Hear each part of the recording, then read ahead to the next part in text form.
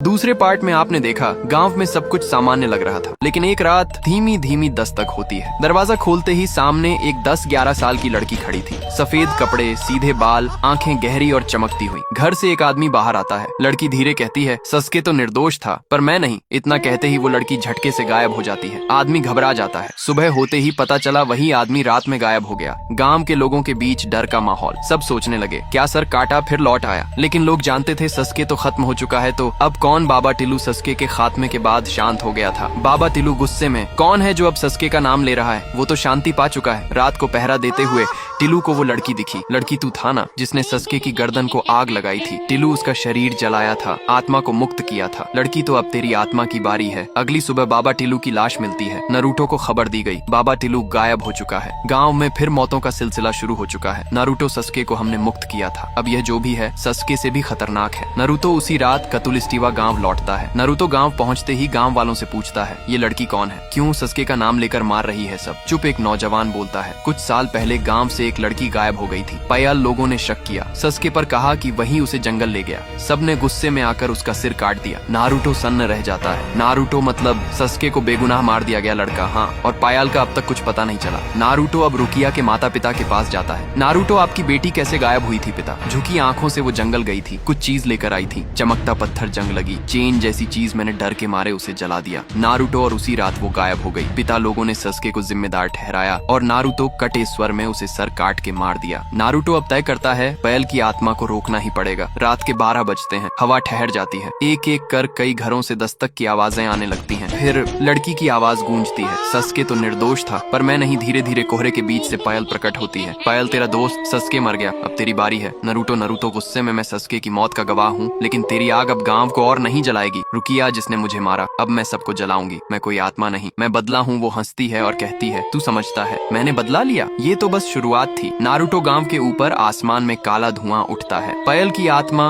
अब और भी शक्तिशाली हो चुकी है। अगर आप चाहते हो नारुतो और पयल की आखिरी टक्कर देखना, इस वीडियो पर 1000 कमेंट्स करो।